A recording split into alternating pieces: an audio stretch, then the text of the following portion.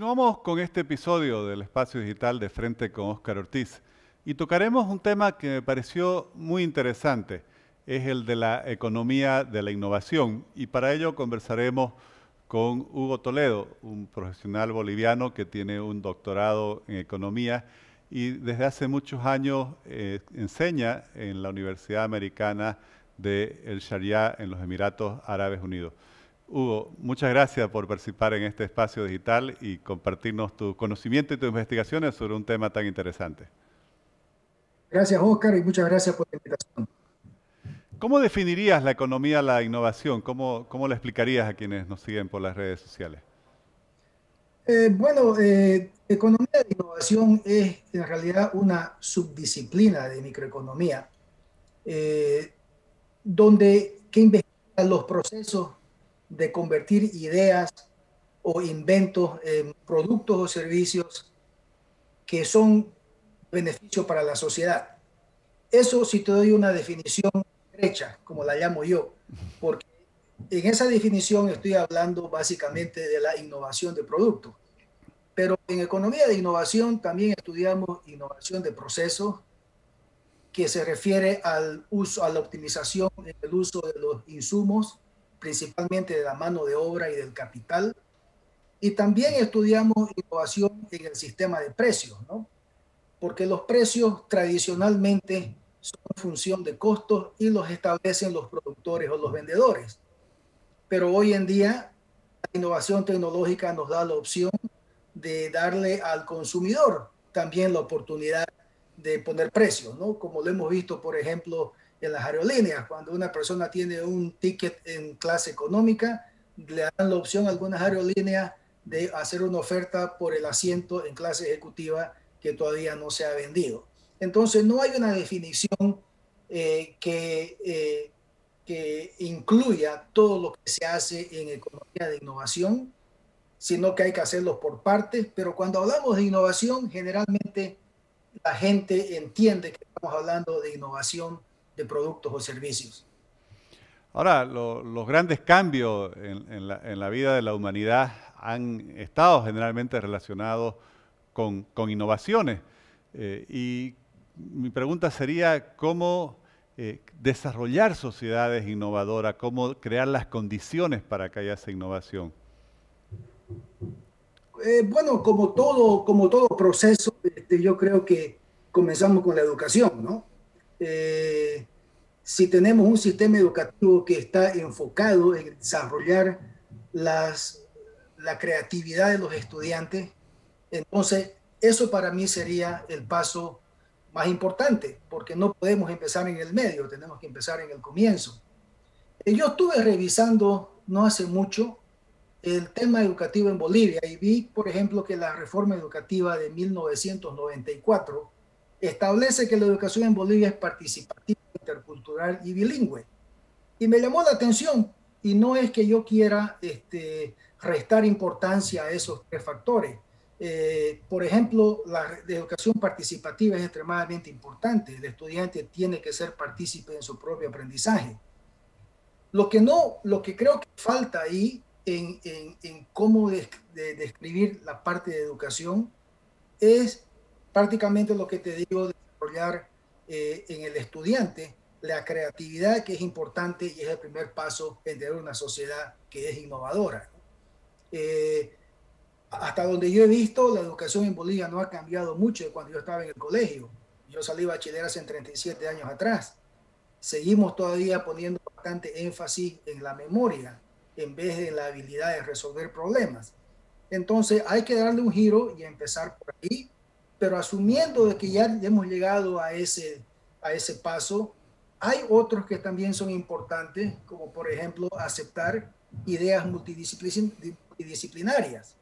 Las ideas multidisciplinarias vienen de gente que tiene formaciones distintas, ¿no? Los bancos tradicionalmente te contratan gente de finanzas o de administración de empresas. Bueno, eso es la banca antigua. La banca moderna, por ejemplo, te contrata gente en psicología, en estudios medioambientales, en ingeniería química, y por supuesto que le dan el entrenamiento que requieren para hacer banca. Pero la idea es tener gente que afronte los problemas de diferentes ángulos, ¿no? Entonces es importante en una sociedad, para que ésta sea innovadora, aceptar que las buenas ideas no solamente vienen de un solo lugar, ¿no? Continuando, podemos hablar un poco de la importancia que tiene proteger la propiedad intelectual, construir ambientes que permitan el desarrollo del espíritu emprendedor.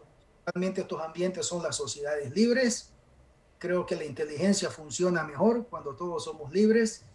Y tenemos que aprender también a darle al trabajador la suficiente flexibilidad para que aporte con ideas, ¿no? Queremos gente que sean activos en vez de pasivos, ¿no? Que no sean personas que tengamos que decirles qué hacer, sino que sean personas que más bien ellos puedan ver qué es lo que se necesita hacer. Tenemos que aprender a asumir riesgos razonables. Y por último, tenemos que aceptar que el fracaso es parte del proceso, ¿no? Entonces, es un proceso evolucionario largo, pero se remota, como te digo, a la parte de educación. Es ahí donde empieza todo este proceso, ¿no? Y tenemos que tener un sistema educativo moderno que nos permita hacerlo. Y Hugo, la innovación está siempre relacionada al salto tecnológico. ¿Cómo es la relación entre innovación y tecnología? Bueno, en relación, hay una relación, pero todo desarrollo tecnológico necesita de innovación o requiere de innovación, pero no toda innovación requiere de nuevas tecnologías. Eh, por ejemplo, nosotros podemos inventar un nuevo paquete de tal forma que lo protejamos mejor y nos dure más. Y eso es innovación y lo podemos hacer con la misma tecnología. Sin embargo, todo salto tecnológico requiere de innovación. Entonces, hay una relación, pero los conceptos no son exactamente los mismos. Perfecto. Ahora, para cada innovación tiene que haber innovadores, creadores, inventores. ¿Cómo generar las condiciones para que surjan justamente la innovación y los innovadores? Por ejemplo, ¿cómo financiar a las innovaciones? Bueno, en realidad yo lo que, de la forma que yo veo la creatividad, el invento y la innovación como cosas relacionadas, pero al mismo tiempo son conceptos distintos. Por ejemplo, la creatividad no es más que la generación de nuevas ideas. El invento son estas nuevas ideas que pueden ser patentadas. Y la innovación es la explotación comercial del invento. Entonces son dos cosas que están conectadas, que están relacionadas, pero que conceptualmente son diferentes. En relación al financiamiento de las ideas, ese es un problema que muchos países subdesarrollados tienen, ¿no? Porque eso implica un riesgo y muchas veces el innovador o el inventor no tiene las condiciones para financiar el desarrollo de sus propias ideas. En otros países como en Estados Unidos y países ya desarrollados, existen pues instituciones que se dedican exclusivamente a eso, ¿no?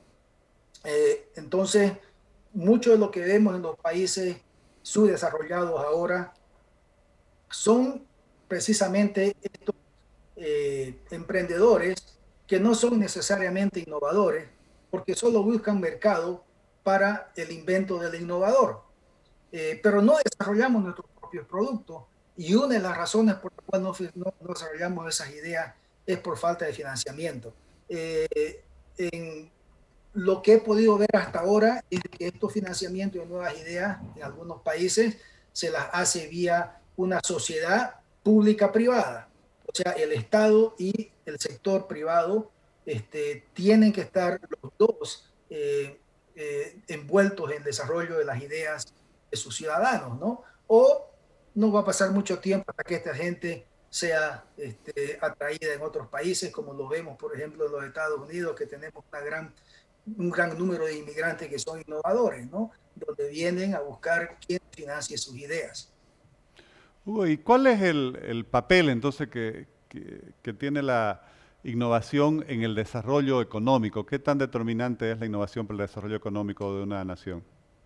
Bueno, te voy a contar una historia económica que es bastante interesante porque esto sucedió al comienzo de los 50.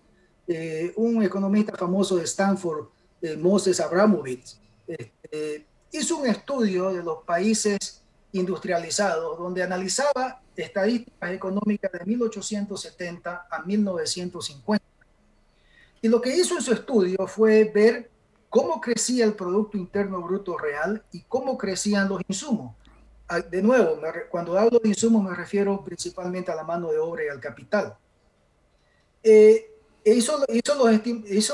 Estimó el crecimiento del Producto Interno Bruto, estimó el crecimiento de los insumos por un periodo de 70 años en un grupo de países desarrollados y después, usando un supuesto razonable en economía, estimó cuánto una unidad de insumo incrementaba el producto. Y lo que descubrió fue de que el 85% del crecimiento del producto no lo explicaba el crecimiento de los insumos. Eso fue al comienzo de los años 50. En los años 60, Robert Solow de MIT hizo un estudio similar y utilizando una metodología completamente diferente. Y llegó a la misma conclusión. Más o menos el 85% del crecimiento económico no le explicaba el crecimiento, lo que se conoce en economía como el residuo de Solow. Para un economista, para un estadista que hace un estudio así y ve que el 85% de las variables independientes no explica la variable dependiente que sería el Producto Interno Bruto, alguien que hace ese estudio sabe que está con un problema serio, estructural en su modelo. Pero para los economistas en realidad no fue así, porque los últimos 200 años los economistas pensaban que el Producto Interno Bruto real crecía solamente con los insumos. Y aquí vemos 200 años después que no es así, que hay 85% del Producto Interno Bruto creciendo, que no lo explica el crecimiento de los insumos. Entonces, el residuo de Solow es lo que capta la innovación tecnológica. Entonces, que nos enseña de que no necesariamente podemos incrementar nosotros nuestro Producto Interno Bruto real con más insumos, sino con más eficiencia y con mayor desarrollo tecnológico. La ventaja de la tecnología es que no necesitamos desarrollarla. Si tenemos los recursos para importarla, por ejemplo, nosotros podemos ser eficientes igual. Pero eso te da una pauta de cómo la innovación tecnológica ha afectado o ha impulsado el crecimiento económico sin necesariamente tener la misma relación en el crecimiento de los insumos. Hugo, y una pregunta que también me surge, ¿y qué marco institucional necesita ofrecer un país, un Estado, para favorecer la innovación en su economía? Bueno, volvemos al tema de que te mencioné antes, ¿no? Necesitamos tener un sistema legal que esté firmemente establecido, donde se proteja la propiedad intelectual. Eso para mí es lo más importante y lo fundamental, porque hay en muchas empresas en los países desarrollados, muchos individuos creativos en los países desarrollados, que no se atreven ni siquiera a presentar estas ideas, y mientras sean ideas no son productos, simplemente por el temor de que alguien le va a robar la idea. Entonces tiene que haber instituciones legales que permitan el desarrollo de nuestras ideas sin correr el riesgo de que estas ideas no sean respetadas. Ahora, la modernización del sistema legal es otro que hablar, ¿no? Porque hay algunos países que están mucho más avanzados que otros cuando se trata de cómo proteger la propiedad intelectual. Y también se podría considerar entonces que el marco institucional de un país es una de las áreas donde más habría que innovar para justamente favorecer ese entorno favorable a la innovación. Exactamente, lo ha dicho muy bien Oscar. La innovación, como te digo, no solamente se refiere a la innovación de producto, pero en este caso, como muy bien lo ha dicho, la innovación del sistema legal tiene que permitir que los ciudadanos o las personas que están dispuestas a presentar estas nuevas ideas, que al final son de beneficio a la sociedad, lo puedan hacer en un ambiente donde ellos se sientan seguros, donde sus ideas van a ser respetadas y principalmente donde quizás se puedan encontrar personas que estén dispuestas a financiar esas ideas, porque tampoco vas a encontrar financiadores de ideas si los financiadores de ideas tienen temor de que esas ideas van a ser respetadas, ¿no? Entonces, todo esto es importante en el tema legal, ¿no? Y como te digo, algunos países están mucho más avanzados que otros en la modernización de su sistema legal que le permite a estas personas creativas a desarrollar sus ideas.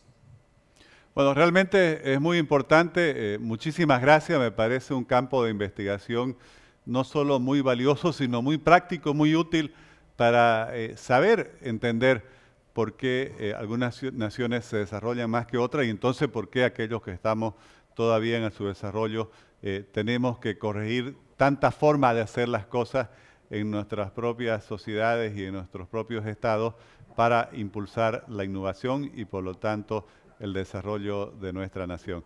Muchas gracias nuevamente por haber participado en este espacio digital. Muchas gracias, Oscar. Un abrazo. Gracias.